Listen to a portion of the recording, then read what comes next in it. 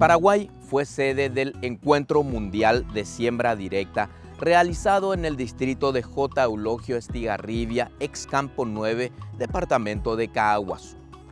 Allí realmente se habló de mucho de lo que tiene que ver con producción sostenible, producción sustentable, agricultura regenerativa, todo lo que tiene que ver con el tema de captación de carbono y otros temas.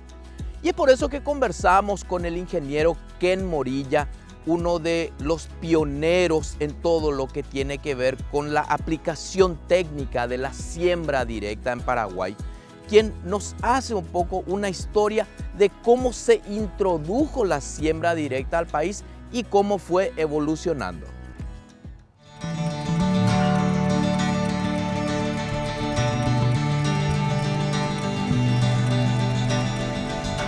Los primeros trabajos oficiales lo hicimos a través de un proyecto a la Cooperación Técnica Alemana, en donde vinieron gente ya especializada en los principios básicos de la siembra directa. Y el principal obstáculo fue mental, inclusive no solamente para el productor, para el propio técnico que se involucró en el tema, tratar de interpretar, comprender y aparte de eso convencer a otros. Imagínense, salir de un sistema acostumbrado a revolver el suelo, arar, tumbar, hacerlo bien mullido para poder hacer la siembra. Entonces, ¿cómo cambiar la mente de algo que uno está acostumbrado a otro cambio radical sin haberlo hecho antes y con la duda de los resultados que se podría tener? El ingeniero Ken Morilla mencionó que en los años 80 a 90 la única forma que tenían los pequeños productores de controlar las malezas era quitando las malas hierbas con azadas, mientras que los productores mecanizados contaban con un producto químico preemergente que controlaban las malezas, pero actuaba mejor cuando el suelo estaba movido. Y el proceso de incorporación de la siembra directa o laboreo mínimo avanzó rápidamente. Sin embargo, todo esto más adelante conoció de un retroceso. Es como uno llega al top, vamos a decir, de que bueno, ya hasta aquí llegamos. Y prácticamente se dejó un poquito la principal herramienta que teníamos. No era asunto de bienes, de lo material, sino era de lo mental. Y cuando se retiró enseñanzas, cursos, días de campo, demostraciones, pero constante en la semana, varios lugares, y surgió como un vacío. Y como todo productor o como todo ser humano necesitamos un liderazgo, un espejo en donde reflejarnos y ante las inconvenientes, por ejemplo, de aparición primeras enfermedades, subió el precio de un tal herbicida, o de repente alguien accidentalmente removió y le salió mucho mejor el cultivo. Bueno, la gente empezó a lanzarse a eso y eso se llamó un proceso de interrupción del sistema. ¿Cómo se resolvió eso? Otra vez vía capacitación.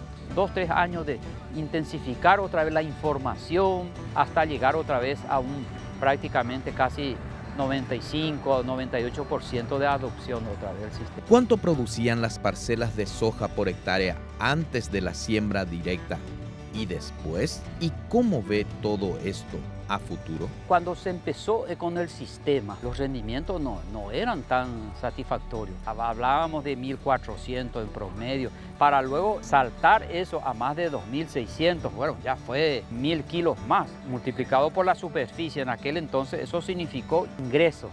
¿Qué significa ingreso? Ingreso en el área rural que se volvió a reinvertir en máquinas, sobre todo en la parte productiva. Y eso es lo que hoy prácticamente sostiene todavía ese proceso de incremento. Ahora lo que a través de este evento se puso a consideración de que se puede llegar, pero a mucho más.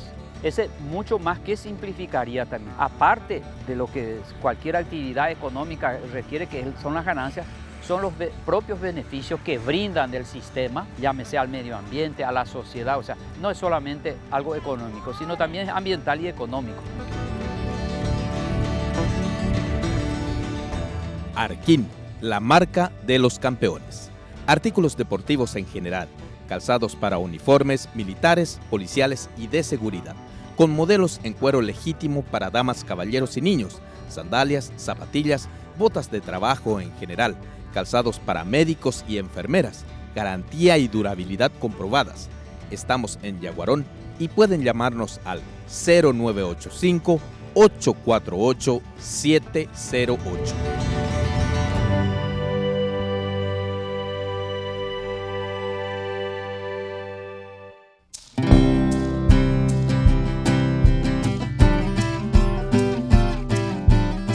Mucho se habla de la emisión de dióxido de carbono a la atmósfera y el daño que causa. Es por eso que aprovechamos el Congreso Mundial de Siembra Directa para consultarle al vicepresidente de FEPASIDIAS, ingeniero agrónomo Sebald Han, no solo sobre la emisión, sino también sobre la captación de gases de efecto invernadero gracias a las buenas prácticas agrícolas. Nosotros tenemos que entender que la diferencia entre emisión y captación de gases, sobre todo de efecto invernadero, como es el dióxido de carbono, depende del manejo del suelo que hagamos. Cuando nosotros removemos, ya sea con rastrón o con arado, vamos rompiendo los agregados, vamos dejando a la intemperie o al contacto con los microorganismos y se produce una oxidación de la materia orgánica, donde se libera grandes cantidades de dióxido de carbono a la atmósfera. O sea, de ahí la implementación del sistema de siembra directa. Uno de sus pilares es la no remoción del suelo,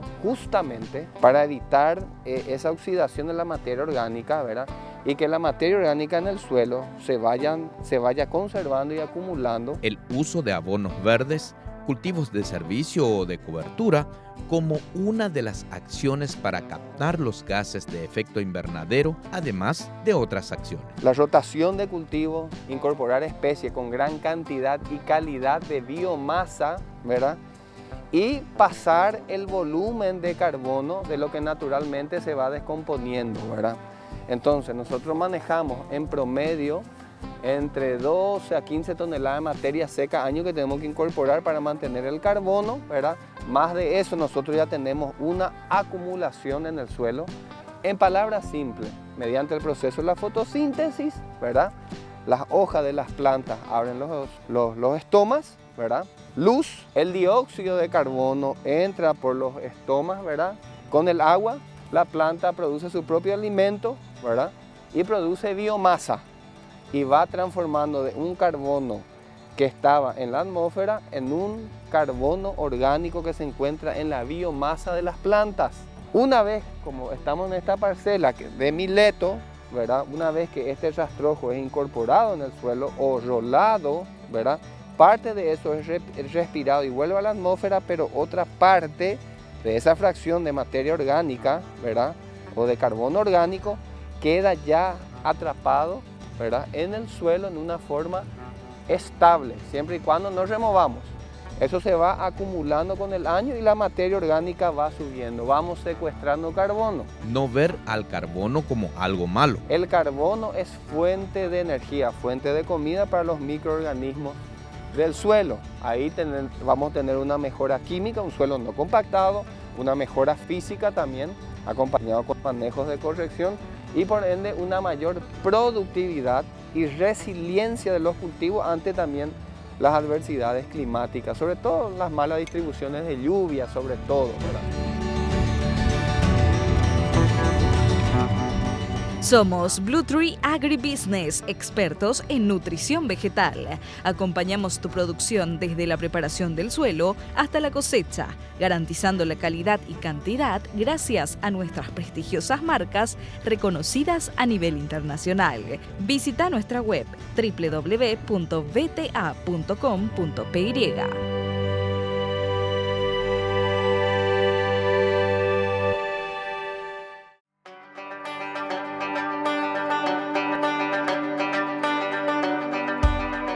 Durante el Encuentro Mundial de Siembra Directa realizado en J. Eulogio Estigarribia, departamento de Caaguazú, se realizó una jornada de campo con varias estaciones. En una de ellas, el ingeniero agrónomo Freddy del Valle nos habló sobre una calicata en donde mostraron la importancia del mix de abonos verdes para la descompactación del suelo. Estamos en una calicata en donde se está demostrando los atributos biológicos asociados al sistema de siembra directa. qué es lo que el organismo vivo puede aportar al sistema de producción sostenible o la agricultura conservacionista. Compactación de suelo y los problemas que causa. Básicamente el 95% de las fincas de producción está con problemas de compactación de suelo. Cuando se compacta un suelo, disminuye la cantidad de oxígeno. Cuando disminuye la cantidad de oxígeno, los microorganismos benéficos no se pueden multiplicar. Sin embargo, los fitopatogénicos sí se multiplican porque son anaeróbicos. Entonces, necesitamos primero descompactar el suelo, pero con raíces, no con hierro, para poder generar macro y microporos, para oxigenar y multiplicar microorganismos y así generar también los reciclados de nutrientes a través de los microorganismos benéficos recicladores. Entonces, hablar solamente de fertilizante químico no es la solución completa. ¿Cómo iniciar la descompactación del suelo? Lo ideal es iniciar el proceso con los abonos verdes, que normalmente se instala en nuestro país después de la cosecha de soja, o sería en la safriña. Ahora, yo quiero instalar un mix de abono verde, entonces tengo que tratar ya la semilla de abono verde con el complejo microorganismo, ¿verdad? Para que ya se vaya multiplicando dentro de la parcela, aprovechando los exudados de los abonos verdes. Entonces yo siembro mi cultivo de renta y ya está instalado ahí el complejo de microorganismos recicladores.